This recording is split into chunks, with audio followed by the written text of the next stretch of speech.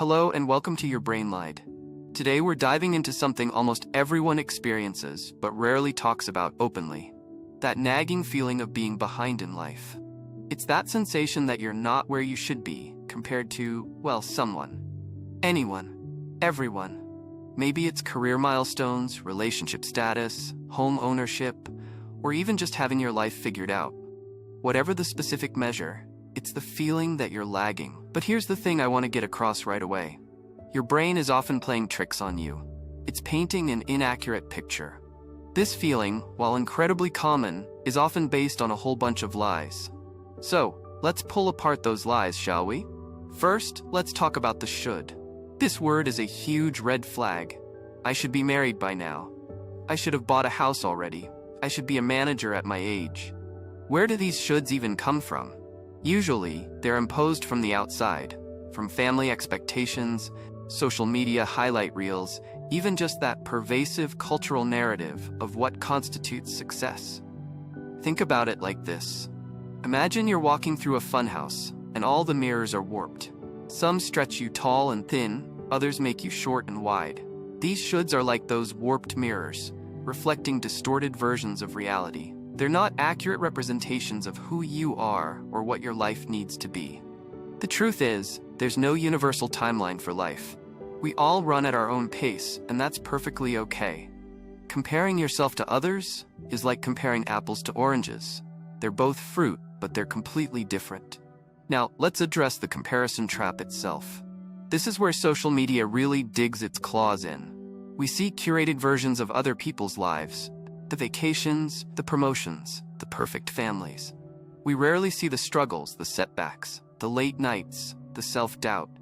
It's like watching a movie trailer and assuming it's an accurate depiction of the whole film.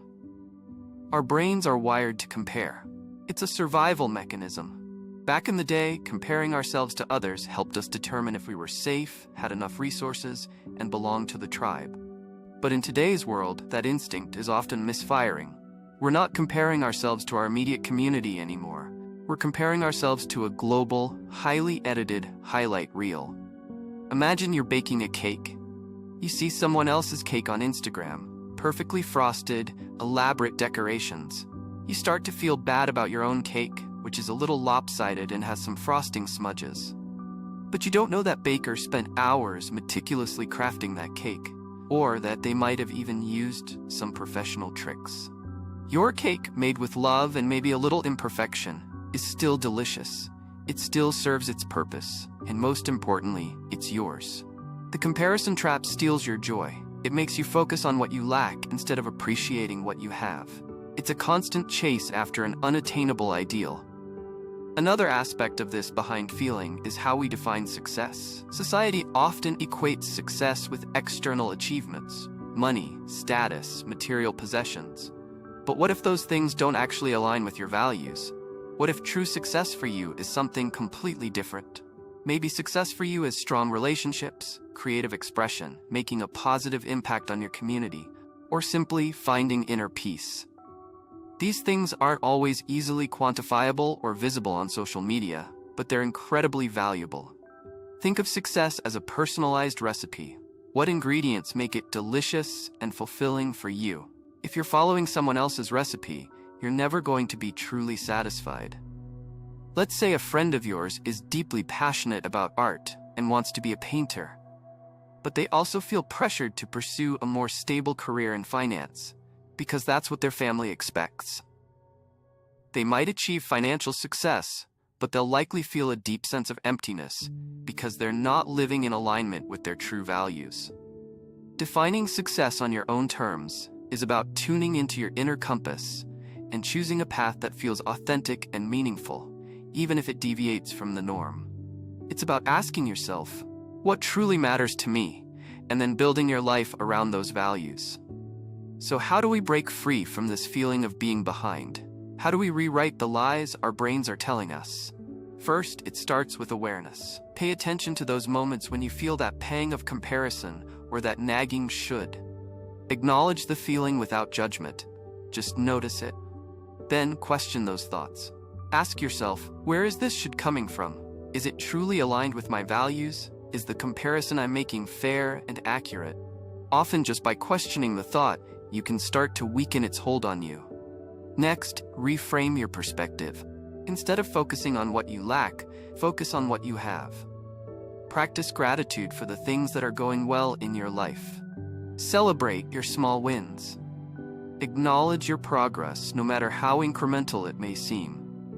Imagine you're learning to play the guitar.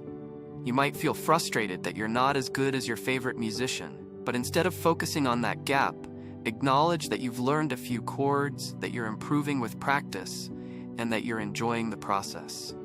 Also, actively curate your social media feed. Unfollow accounts that make you feel inadequate or trigger comparison. Fill your feed with content that inspires you, motivates you, and makes you feel good about yourself. Remember, you have the power to control what you consume. Finally, remember that life is not a race. It's a journey.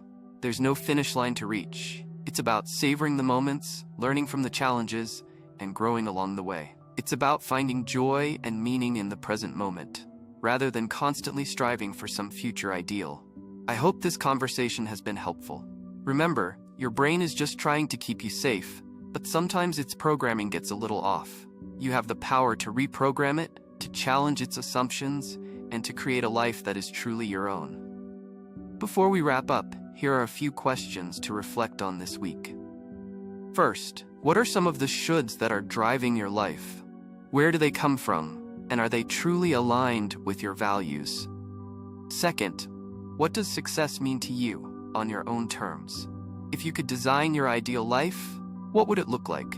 And finally, what's one small step you can take this week to move closer to your own definition of success and further away from the comparison trap? Thank you for joining me on Your Brain Lied. Remember to be kind to yourself. Subscribe to the channel. See you in the next video.